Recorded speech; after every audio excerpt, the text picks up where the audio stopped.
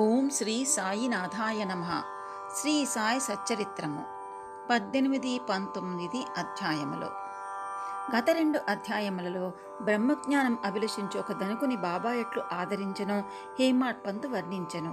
రాబోవు 2 అధ్యాయములలో హేమాడ్ పంతును బాబా ఎట్లు ఆమోదించి ఆశీర్వదించెనో, బాబా ఎట్లు తమ భక్తులలో మంచి ఆలోచనలు ప్రేరేపించి మోక్షమునకు మార్గము చూపుచుండెను, ఆత్మోన్నతి గూర్చి, పరనిందా వాక్యములు గూర్చి, ఇతరుల కష్టమునకు ఇవ్వవలసిన ప్రతిఫలమును గూర్చి బాబా వారి ప్రబోధములు ఎట్టివో వర్ణింతుము.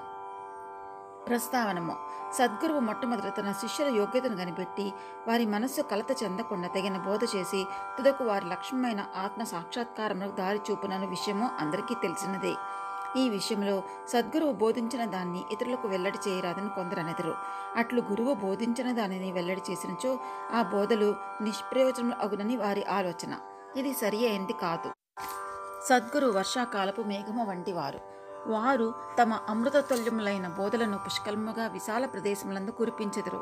వానిని మనము అనుభవించి హృదయమునకు తృప్తికరముగా జీర్ణించుకొని పిమ్మట నిస్సంకోచముగా ఇతరుల మేలు కొరకు వెల్లడి చేయవలను.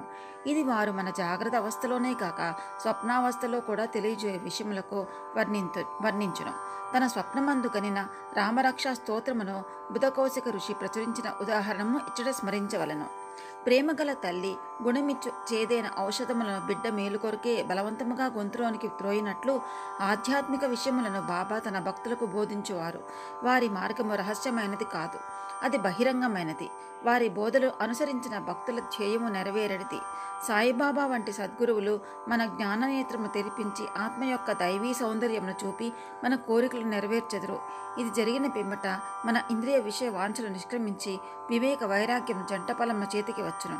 నిద్రలో కూడా ఆత్మజ్ఞానం మొలకెత్తును. సద్గురువుల సహవాసం చేసి వారిని సేవించి వారి ప్రేమను పొందించో ఇదంతయో మనకు లభించును. భక్తుల కోరికలు నెరవేర్చు భగవంతుడు మనకు తోడ్పడి మన కష్టముల బాధలను తొలగించి మనల్ని సంతోషపెట్టును. ఈ అభివృద్ధి పూర్తిగా సద్గురుని సహాయం వల్లనే జరుగును. సద్గురువును భగవంతుని వలె కొలవవలను. కాబట్టి మనం సద్గురువును వెదకవలను, వారి కథలను వినవలను, వారి పాదములకు సాష్టాంగ నమస్కారం చేసి వారి సేవ చేయవలను. ఇక ఈ అధ్యాయంలోని ముఖ్య కథను ప్రారంభించుతాము. సాఠే అన్నతడు ఒకప్పుడు మిక్కిలి పలుకుబడి కలిగి ఉండెను. కాలాంతరంలో వ్యాపారంలో చాలా నష్టం పొందెను. అంతేగాక మరికొన్ని సమస్యలు అతన్ని చీకాకుపరచెను. అందుచే అతడు విచారగ్రస్తుడయ్యను, విరక్తి చెందెను. మనస్సు చెడి చంచలమగుడుచే ఇల్లు విడిచి చాలా దూరం పోవలను అని అనుకునేను. మానవుడు సాధారణంగా భగవంతుని గురించి చింతించుడు గాని కష్టములు నష్టములు దుఃఖములు చుట్టుకున్నప్పుడు భగవంతుని ధ్యానం చేసి విముక్తి పొందుటకు ప్రార్థించును. వాని పాపకర్మలు మూగియ వేళకు భగవంతుడు వానికి ఒక యోగీశ్వరంతో కలుసుకుంటే సంభవింపచేయను. వారు తగిన సలహా ఇచ్చి వాని క్షేమమును జూచెతురు. సాటే కూడా అటువంటి అనుభవం కలిగెను. అతని స్నేహితులు షిరిడీకి వెళ్ళమని సలహా ఇచ్చిరి. అచ్చట సాయిబాబాను దర్శించి అనేక మంది శాంతి పొందుచుండి వారి కోరికలు కూడా నెరవేర్చుచుండెను. సాటే గారికి ఇది నచ్చెను. వెంటనే 1917 సంవత్సరంలో షిరిడీకి వచ్చెను. అచ్చట శాశ్వత బ్రహ్మవల్లి స్వయం ప్రకాశుడే నిర్మలుడు శుద్ధ స్వరూపుడు ఒక సాయిబాబాను చూచి వెంటనే అతనికి మనశ్చాంచల్యం తగ్గిపోయి శాంతి కలిగెను. వారి పూర్వజన్మ పుణ్యం వలన బాబా యొక్క పవిత్రమైన పాదసేవ లభించెను. అతడు గొప్ప మనోబలం గలవాడొకటిచే వెంటనే గురుచరిత్రము పారాయణం మొదలుపెట్టెను. 7 రోజులలో చరిత్ర చదువుట పూర్తి కాగానే బాబా ఆనాడు రాత్రి అతనికి ఒక దృష్టాంతము చూపెను. అది ఇట్లుండెను. బాబా గురుచరిత్రం చేతిలో పట్టుకొని దానిలోని విషయంలో ఎత్తుకూర్చున్న సాటేకు బోధించుచున్నట్లు అతడు దాన్ని శ్రద్ధగా వింటున్నట్లు చూపెను. సాటి నిద్ర నుంచి లేచిన వెంటనే కలను జ్ఞాపకం ఉంచుకున్నాను. మిగులు సంతసించెను. అజ్ఞానమనే నిద్రలో గుర్రు పెట్టి నిద్రపోచిన తన వంటి వారిని లేపి గురుచరితామృతంలో రుచి చూపుట బాబా యొక్క దయాతృ హృదయమే కదా అని అనుకునేను. ఆ మరుసటి దినము ఆ దృశ్యమును కాకాసాహెబ్ దీక్షిత్కు తెలియజేసి దాని భావం ఏమై ఉండునోనని సాయిబాబాను అడిగి తెలుసుకొనమన్నాం. ఒక సప్తాహం చాలునో లేక ఇంకొక సప్తాహం పారాయణం చేయవలనో కనుగొనమనను. కాకాసాహెబ్ సమయం చూచి బాబాను ఇట్టడిగిను. ఓ దేవా, ఈ దృశ్యం వలన సాటేకు ఏమని నిశ్చయింతివి? అతడు ఊరుకొనే వలన లేక ఇంకొక సప్తాహం పారాయణం చేయవలనా? అతడు అమాయక భక్తుడు, అతని కోరిక నెరవేరవలను. అతనికి దృష్టాంతార్థమును బోధించవలను. వానిని ఆశీర్వదింపుడని బాబా అతడు గురుచరిత్ర ఇంకొక సప్తాహం పారాయణం చేయవలెను. ఆ గ్రంథమునే జాగ్రత్తగా పఠించినచో అతడు పావనుడగును, మేలు పొందగలడు. భగవంతుడు ప్రీతి చెంది వాణ్ణి ప్రపంచ బంధం నుండి తప్పించెను అనెను. ఆ సమయమున హేమాడ్ పంతు అచ్చటి నుండి బాబా కాళ్ళను ఒత్తుచుండెను. బాబా పలుకులు విని అతడు తన మనసులో ఇట్లా అనుకున్నాను, సాటే యొక్క వారమే పారాయణ చేసిన ఫలితం పొందనే. నేను 40 సంవత్సరం నుంచి పారాయణ చేయుచున్నాను, కానీ నాకు ఫలితం లేదు కదా. అతడు ఇక్కడ మాత్రమే నివసించను, నేను 7 సంవత్సరం నుంచి ఉన్నాను. నా ప్రయత్నములు నిష్ఫలమా ఏమి? జాతకపక్షి వేగం నుంచి పడు నీటి బిందువునికి కనిపెట్టుకున్నట్లు నేను కూడా బాబా తన దయామృతమును నాపై వర్షించదురని, వారి బోధనలచే నన్ను ఆశీర్వదించదురని కనిపెట్టుకుని ఉన్నాను. ఈ ఆలోచన వాని మనస్సులో మిగిలిన వెంటనే బాబా దాన్ని గ్రహించెను. భక్తుల మనస్సులలో ఉండే ఆలోచనలన్నీ బాబా గ్రహించడివారు. అంతేకాక చెడ్డ ఆలోచనలు అణచుచు మంచి ఆలోచనలు ప్రోత్సహించేవారు. హేమాడ్ పంతు మనస్సును కనిపెట్టి బాబా వాన్ని వెంటనే లేపి శ్యామ వద్దకు పోయి అతని వద్ద 15 రూపాయల దక్షిణ తీసుకుని అతనితో కొంతసేపు మాట్లాడిన పిమ్మట రమ్మనెను. బాబా మనస్సున కారుణ్యోదయమయ్యాను. కాన వారిట్లా ఆజ్ఞాపించి బాబా ఆజ్ఞను తవిదాటగల వారెవరు? హేమాడ్ పంతు వెంటనే మసీదు విడిచి శ్యామ గృహమునకు పోయెను. అప్పుడే అతడు స్నానం చేసి ధోవతి కట్టుకొని చుండెను. అతడు బయటకు వచ్చి హేమాడ్ పంతు ఇట్లడిగను, మధ్యాహ్న హారతి సమయమందు మీరిక్కడ ఏం చేయున్నారు? మీరు మసీదు నుండి వచ్చుచున్నట్టున్నారే, మీరేలా చికాకుతో చంచలంగా ఉన్నారు? మీరొంటరిగా వచ్చినారేలా? కొంతసేపు కూర్చుని విశ్రాంతి చెందుడు, నా పూజను ముగించి వచ్చేదను. ఈలోగా తాంబూలము వేసుకొండు, పిమ్మట ఆనందముగా కొంతసేపు కూర్చుని మాట్లాడుకొనిదము. ఇట్లంచు అతడు లోపలకు పోయెను. హేమాడ్ పంతు ముందర వసారాలో కూర్చున్ను. కిటికీలో ఏకనాథ భాగవతము అను ప్రసిద్ధ మరాఠీ గ్రంథం ఉండెను. ఇది భాగవతంలోని ఏకాదశ స్కందమునకు ఏకనాథుడు వ్రాసిన వ్యాఖ్యానము. సాయిబాబా సిఫారసు చేర్చే బాపూసాహెబ్ దీక్షిత్ శ్రీకృష్ణుడు అర్జునుకు జరిగిన సంభాషణ రూపమైన భగవద్గీతను, దాని మరాఠీ వ్యాఖ్యానమైన భావార్థ దీపిక అనగా జ్ఞానేశ్వరి, శ్రీకృష్ణునకు అతని సేవకుడకు ఉద్ధవునకు జరిగిన సంభాషణ రూపమైన ఏకనాథ భాగవతము మరియు భావార్థ రామాయణమును నిత్యము షిరిడీలో చదువుచుండెడివారు. భక్తులు వచ్చి బాబాను ఏదైనా ప్రశ్నలు వేసినప్పుడు బాబా కొంతవరకు జవాబిచ్చి అటుపైన వారిని ఆ గ్రంథంలో పారాయణం వినమని పంపుచుండెను. ఈ గ్రంథములే భాగవత ధర్మంలోని ముఖ్య గ్రంథములు. భక్తులు బాబా ఆజ్ఞానుసారము ఆ సత్సంగములకు పోయి ఆ గ్రంథంలో వినినప్పుడు వారి ప్రశ్నలకు సంతృప్తికరమైన సమాధానం లభించుండెను. హేమాడ్ పంతు కూడా నిత్యము ఏకనాథ భాగవతమును పారాయణం చేయువాడు. హేమాడ్ పంతు ఆ దినము తాను నిత్యము చదువు గ్రంథభాగము పూర్తి చేయకయే కొందరు భక్తులతో కలిసి మసీదుకు పోయెను. శ్యామ ఇంటికి కిటికీలోనున్న ఏకనాథ భాగవతము తీయగా తానానాడు పూర్తి చేయని భాగం వద్దనే పుస్తకం తెరుచుకున్నాను. తన నిత్యపారాయణం పూర్తి చేయుటకే కావాలు బాబా తనను అచ్చటకు పంపినని హేమాడ్ పంతు అనుకున్నాను. వెంటనే తన నిత్యపారాయణను పూర్తి చేసెను. పిమ్మట శ్యామ తన పూజను ముగించి బయటకు వచ్చెను. వారిరువకు ఈ దిగువ సంభాషణ జరిగాను. హేమాడ్ పంతు, నేను బాబా వద్ద నుండి ఒక కబురు తీసుకొని వచ్చినాను. బాబా నీ వద్ద నుండి 15 రూపాయల దక్షిణ తీసుకురమ్మని నన్ను ఆజ్ఞాపించి ఉన్నారు. అంతేకాదు కొంతసేపు నీతో కూర్చొని మాట్లాడని పిమ్మట మసీదుకు రమ్మని చెప్పిరి. శ్యామ ఆశ్చర్యంతో, నా వద్ద డబ్బు లేదు, నా 15 సాష్టాంగ నమస్కారములు పైకమునకు బదులుగా బాబాకు సమర్పింపుము. హేమాడ్ పంతు, సరే, నీ నమస్కారములు ఆమోదింపబడిన. మనం కూర్చుని కొంతసేపు మాట్లాడుకొనిదము. మన పాపములను నశింపచేయనట్టి బాబా లీలను కథలను చెప్పుము. శ్యామ, అయితే కొంతసేపు కూర్చునుము. ఈ దేవుని అనగా బాబా లీలలు మిక్కిలి ఆశ్చర్యకరమైనవని నీకు ఇదివరకే తెలియను. నేను పల్లెటూరి వాడను, నీవా చదువుకున్న పట్టణవాసివి. నీవిక్కడికి వచ్చిన తర్వాత కొన్ని లీలలను సూచేయుందువు. వానిని నీ ముందు నేను ఎట్లు వర్ణించగలను? సరే, ఈ తమలపాకులున్న పక్కా సున్నము తీసుకుని తాంబూలం వేసుకునము. నేను లోపలకు పోయి దుస్తులు ధరించి వచ్చేదను. కొద్ది నిమిషములలో శ్యామ బయటకు వచ్చి హేమాడ్ పంతుతో మాట్లాడుకుని కూర్చున్నాం. అతడు ఇట్లనే, ఈ దేవుని అనగా బాబా లీలలకు కనుగొన శక్యము కాంది. వారి లీలలకు అంతు లేదు. వారిని ఎవరిని గమనించగలరు? వారి లీలలతో వినోదించును అట్లగుపడిన వారు వాని అంటినట్లు కనిపించరు. మా వంటి జానపదులకు ఏమి తెలియను? బాబాయే ఈ కథలను ఎందుకు చెప్పరాదు? మీ వంటి పండితులను నా వంటి పామరుల వద్దకు ఎలా పంపుచున్నారు? వారి మార్గములు ఊహింపరానివి, అవి మానవుల చేష్టలు కావని చెప్పగలను. ఈ ఉపోద్ఘాతంతో శ్యామ ఇట్లనేను, నాకు ఒక కొత్త జ్ఞాపకం వచ్చుచున్నది, అది నీకు చెప్పుదను. నాకది స్వయముగా తెలియను. భక్తుడెంత మనోనిశ్చయంతో పట్టుదలతో ఉండనో బాబా అంత త్వరగా వానికి సహాయపడను. ఒక్కొక్కప్పుడు బాబా భక్తులను కఠిన పరీక్ష చేసిన పిమ్మట వారికి ఉపదేశం ఇచ్చును. ఇచ్చిన ఉపదేశమునగా నిర్దేశము. ఉపదేశం అన్న మాట విన్నతోడనే హేమాడ్ పంత్ మనసులో ఒక స్మృతి తళుక్కుమనెను. వెంటనే సాటేగారి గురుచేత పారాయణం జ్ఞప్తికి వచ్చెను. తన మనస్సునకు శాంతి కలిగించు నిమిత్తము బాబా తనను అచ్చటకు పంపి ఉండ అనుకునేను. అయినప్పటికీ ఈ భావం అణుచుకుని శ్యామ చెప్పు కథలను వినుటకు సిద్ధపడెను. ఆ కథలన్నయూ బాబాకు తన భక్తులు ఎట్టి దయాదాక్ష్యము గలవో తెలుపు. వానిని వినగా హేమాడ్ పంత్ ఒక విధమైన సంతోషము కలిగెను. శ్యామ ఈ దిగువ కథను చెప్పదొడగెను. శ్రీమతి రాధాబాయి దేశ్ముఖ్. రాధాబాయి అని ఒక ముసలమ్మ ఉండెను. ఆమె కసాబా దేశ్ముఖ్ గారి తల్లి. బాబా ప్రఖ్యాతి విని ఆమె సంగమనేరు గ్రామ ప్రజలతో కలిసి షిర్డీకి వచ్చెను. బాబాను దర్శించి మిక్కిలి తృప్తి చెందెను. ఆమె బాబాను గాఢముగా ప్రేమించెను. బాబాను తన గురువుగా చేసుకుని ఏదైనా ఉపదేశమును పొందవలనని మనోనిశ్చయం చేసుకునెను. ఆమెకి ఇంకేమీ తెలియకుండెను. బాబా ఆమె సంకల్పమును ఆమోదించక తనకు మంత్రోపదేశం చేయనిచో ఉపవాసం ఉండి చచ్చెదను అని మనోనిశ్చయించుకున్నాను. ఆమె తన వశలోనే ఉండి భోజనము నీరు మానివేసెను. అట్లు 3 రోజులు గడిచెను. ఆమె పట్టుదలకు నేను అనగా శ్యామ భయపడి ఆమె పక్షమున బాబాతో ఇట్లాంటిని, దేవా మీరేమీ ప్రారంభించితిరి, నీవు అనేక మంది ఇచ్చటకు ఇడ్చెదవు, ఈ ముదుసులు నీ విరిగే ఉందువు. ఆమె మిక్కిలి పట్టుదల గలది. ఆమె నీపైన ఆధారపడి ఉన్నది. ఆమె చచ్చు వరకు ఉపవసింప నిశ్చయించుకున్నది. నీవు ఆమెను అనుగ్రహించి ఉపదేశమిచ్చినంత వరకు ఆమె తన నిరాహార దీక్షను మానదు. ఆమెకి ఏమైనా హాని జరిగించో ప్రజలు నిన్నే నిందించరు. నీవు తగిన ఆదేశం ఇవ్వకపోతే ఆమె చచ్చినదని లోకలు అనుకునేరు. కాబట్టి ఆమెను కరుణించుము, ఆశీర్వదించుము, ఆమెకు తగిన దారి చూపుము. ఆమె మనోనిశ్చయం చూచి బాబా ఆమెను పిలిపించి ఈ క్రింది విధముగా బోధించెను. ఓ తల్లి, అనవసరమైన అతనికి ఏల పాల్పడి చావును కోరుచున్నావు. నీవు నిజముగా నా తల్లివి, నేను నీ బిడ్డను.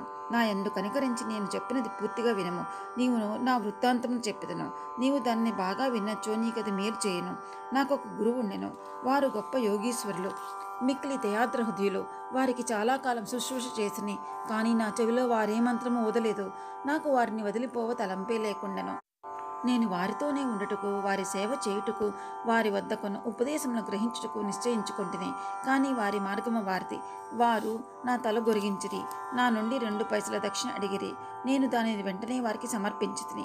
మీ గురువుగారు పూర్ణకాములైనచో వారు మిమ్మల్ని దక్షిణ అడగనేలా, వారు నిష్కాములను ఎట్లా అనిపించుకొందరు అని నీవు అడగవచ్చును. దానికి సమాధానం సూటిగా చెప్పగలను. వారు డబ్బును లక్ష్య పెట్టేవారు కారు. ధనముతో వారు చేయనిది ఏమన్నది? వారు కోరిన 2 కాసులలో ఒకటి నిష్ఠ, రెండవది సంతోష స్థైర్యములతో కూడిన ఓరిమి. నేను ఈ రెంటిని వారికి అర్పించితిని. వారు ప్రసన్నలైరి. నా గురువును అట్లు 12 సంవత్సరములు సేవించితిని. వారే నన్ను పెంచి పోషించిరి.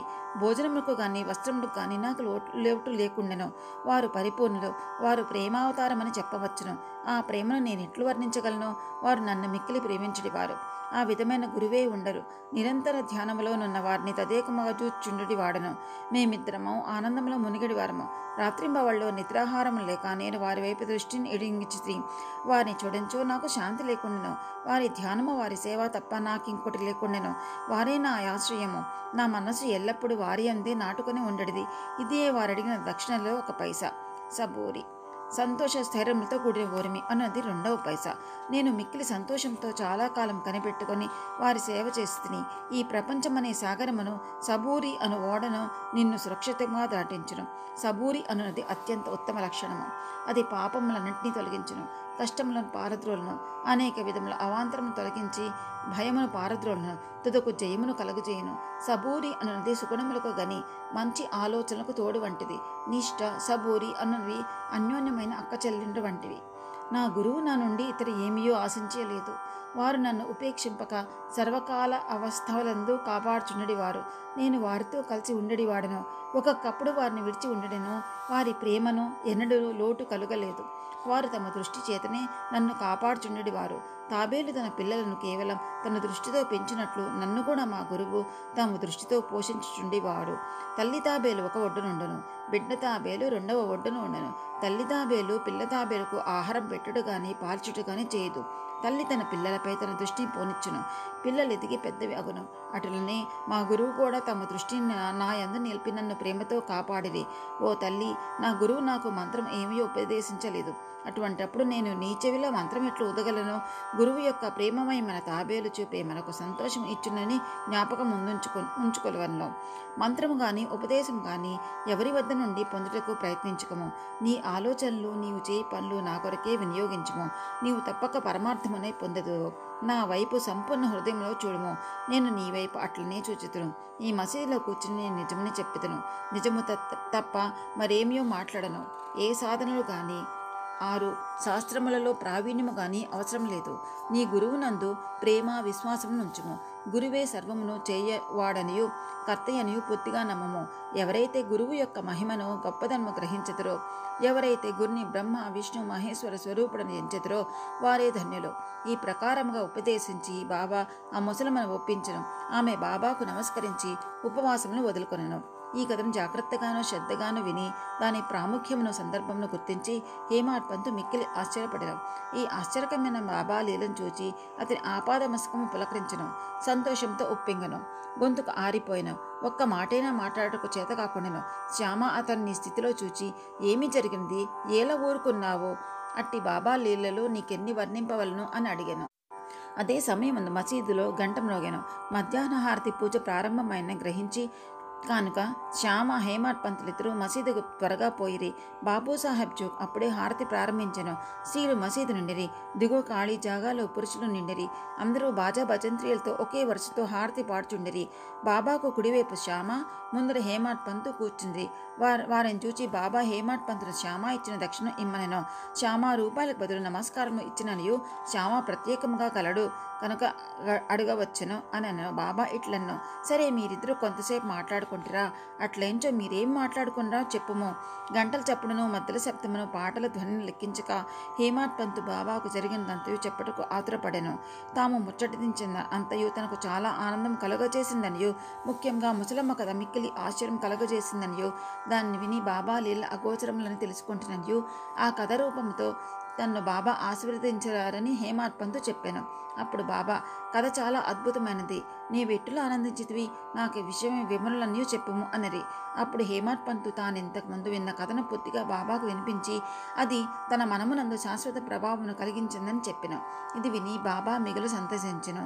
ఆ కథ నీకు నచ్చినదా? దాని ప్రాముఖ్యమును నీవు గుర్తించితివా అని బాబా హేమాడ్ పంతును అడిగాను. అప్పుడు బాబా, నా మనశ్చాంచల్యము నిష్క్రమించినది. నాకు నిజమైన శాంతి విశ్రాంతి కలిగింది.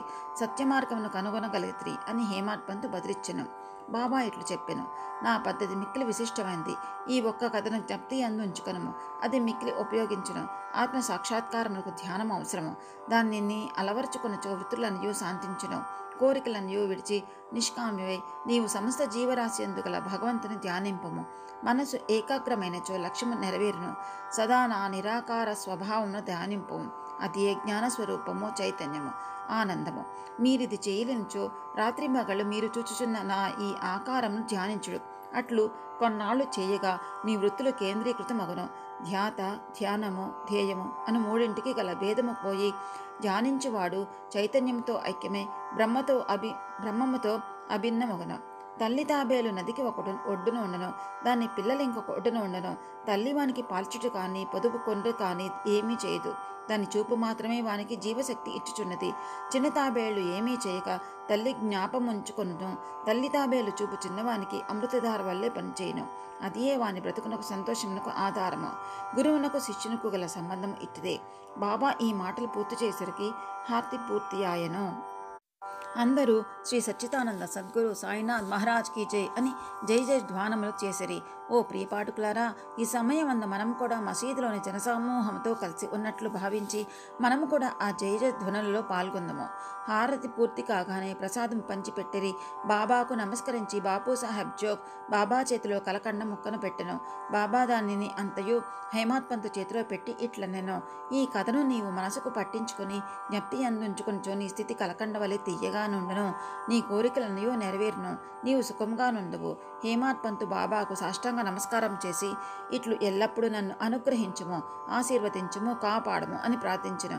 అందుకు బాబా ఇట్లు జవాబిచ్చెను, ఈ కథను వినుము, దీనిని మనము చేయము, ఇది ధ్యాసనము చేయము. అట్లైనచో నీవు భగవంతుని ఎల్లప్పుడూ జ్ఞప్తి అందుంచుకొని ధ్యానించదువు.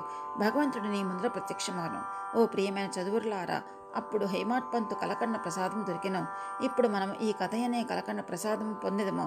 దానిని హృదయపూరితముగా సేవించి ధ్యానించి మనస్సును నిలిపిదము.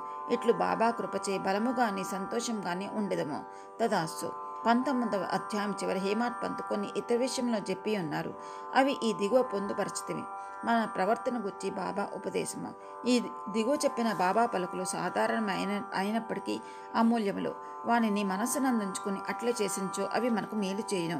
ఏదైనా సంబంధం ఉండనిది ఒకరికొకరు ఇంకొకరు వద్దకు పోవురు. ఎవరు కానీ ఎట్టి జంతువు కానీ నీ వద్దకు వచ్చినచో నిర్దాక్షిణంగా వారిని తరిమివేయకము. వారిని సాధారణంగా చూడము. దాహం గల వారికి నీరిచ్చించో, ఆకలితో ఉన్న వారికి అన్నమ పెట్టించో, బట్టలు లేని వారికి బట్టలు ఇచ్చించో, నీ ఇంటి వసారా ఇతరులు కూర్చుంటుకు విశ్రాంతి తీసుకుంటూ ఉపయోగించనుచో నిశ్చయంగా భగవంతుడు మిక్కిలి ప్రీతి చెందును. ఎవరైనా ధన సహాయం కోరి నీ వద్దకు వచ్చినచో నీకిచ్చుట ఇష్టం లేకున్నా నీవు ఇవ్వనక్కర్లేదు. కానీ వానిపై కుక్క వలె మరగవద్దు. ఇతరులు నిన్నెంతగా నిందించినను నీవు కఠినంగా జవాబునివ్వకము.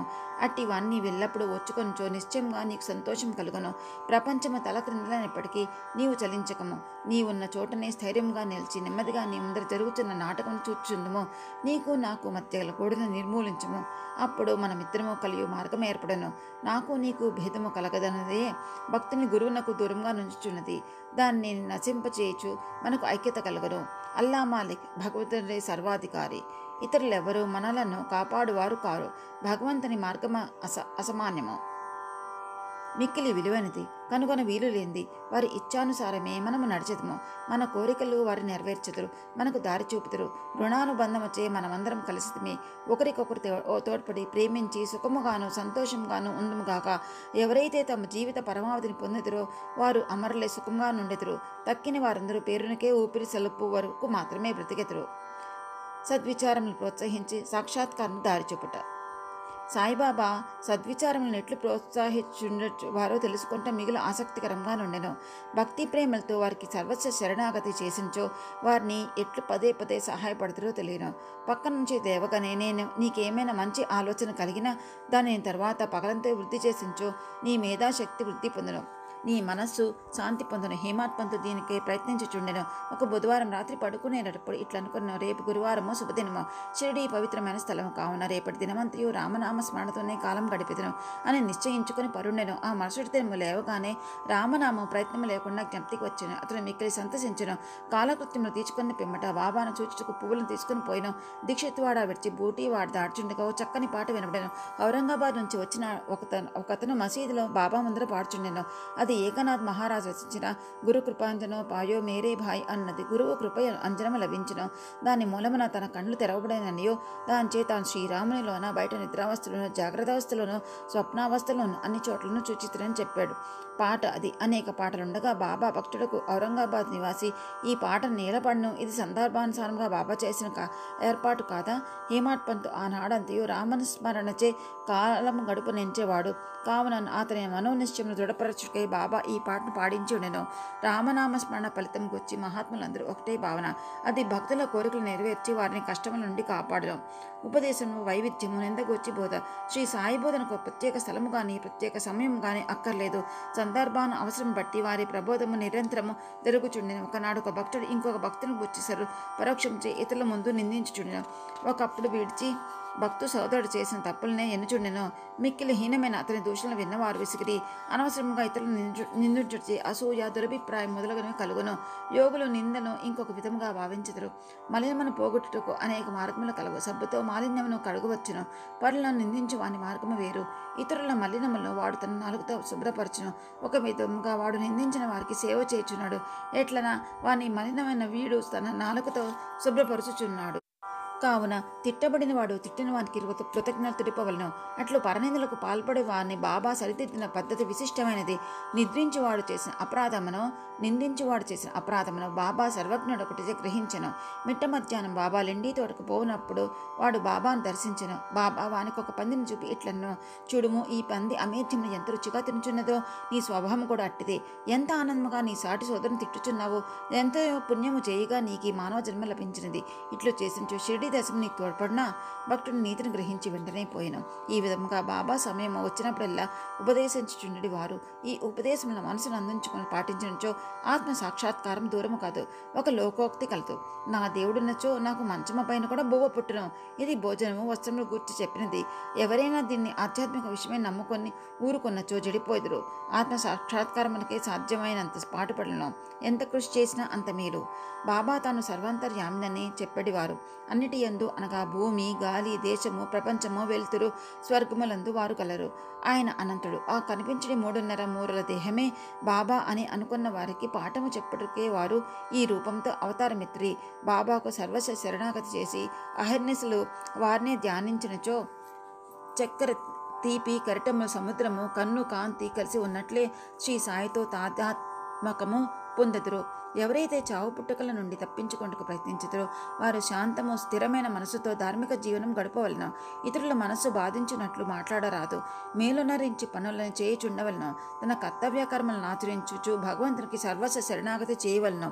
వాడు దేనికి భయపడ అవసరం లేదు. ఎవరైతే భగవంతుని పూర్తిగా నమ్మెదరో వారి లీలలను విని ఇతరులకు చెప్పెదరో ఇతర విషయములు ఏమియో ఆలోచించరో వారు తప్పక ఆత్మ సాక్షాత్కారము పొందెదరు.